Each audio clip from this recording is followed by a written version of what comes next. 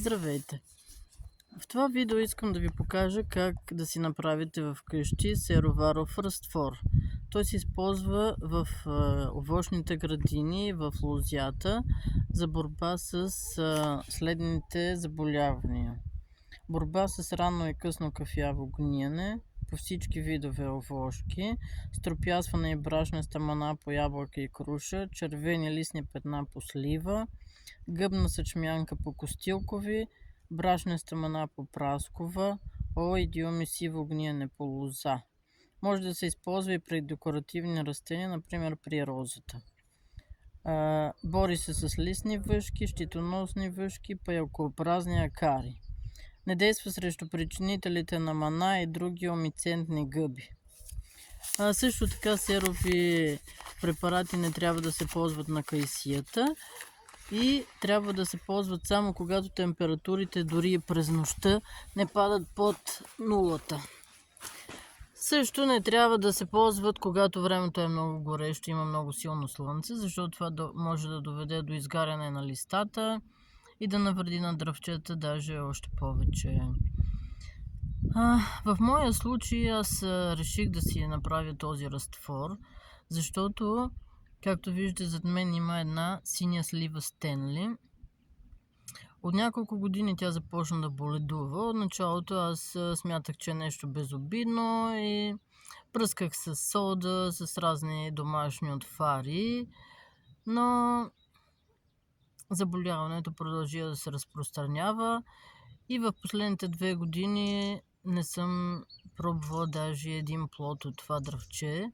Имам същия проблем при една ябълка, червена превъзходна, и тя същото нещо. И двете цъфтят обилно, връзват плод обилно, но преди плода да успее да озрее, всичко падна на земята и изгнива. И реших да прибегна към по-сериозни мерки.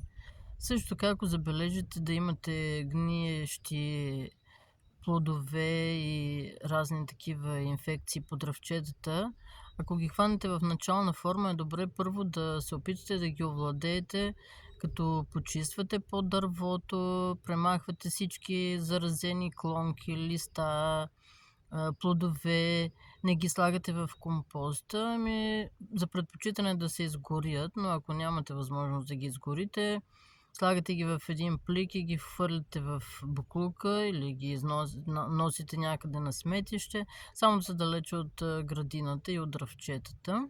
Аз преди да пристъпя към това пръскане, както казах, съм пръскала с сода и с разни други неща. Миналата година целите дръвчета бяха бели, защото ги пръсках с варово мляко. На ябълката имаше малко ефект. Тази година успях да откъсна няколко ябълки от нея, но при сливата почти никакъв ефект не видях. В света този сероваров разтвор се използва масово. Той се счита за био, така че това са само елементи, които са налични в природата, така или иначе. Като си го приготвиш вкъщи, знаеш, че няма някакви тежки петролиуми, някакви вещества, които ще имат дълготраен ефект върху почвата, защото също така е добре да се напръска и под дръвчетата, не само горе, но и малко долу, дето са падали листа и заразени плодове, за да не се върне после инфекцията нагоре. Надявам се това видео да помогне. Аз в описанието ще опиша как се ползва препарата, колко пъти трябва да се пръска, в какви съотношения вода и препарат и така нататък. Също по-късно след преминаването на цъфтежа се извършва едно пръскане, което е в много по-малки концентрации на сероваровия разтвор и се добавя малко зелен камък, защото по този начин препаратът е доста по-щадящ за дърветата.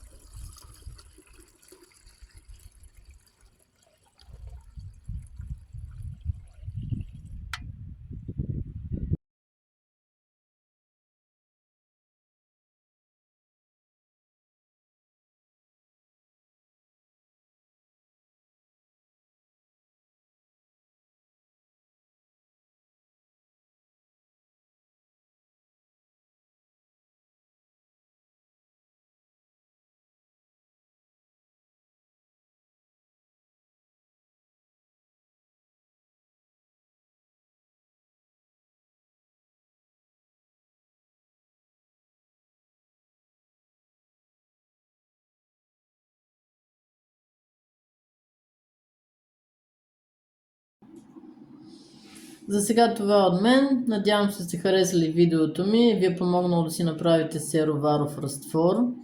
Той има много ползи в градината, както вече споменах, така че си струва опита.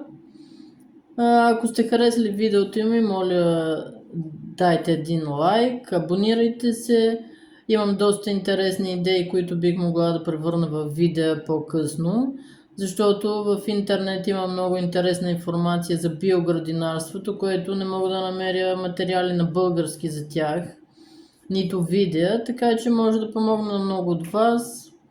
Благодаря ви за времето и вниманието и до нови срещи!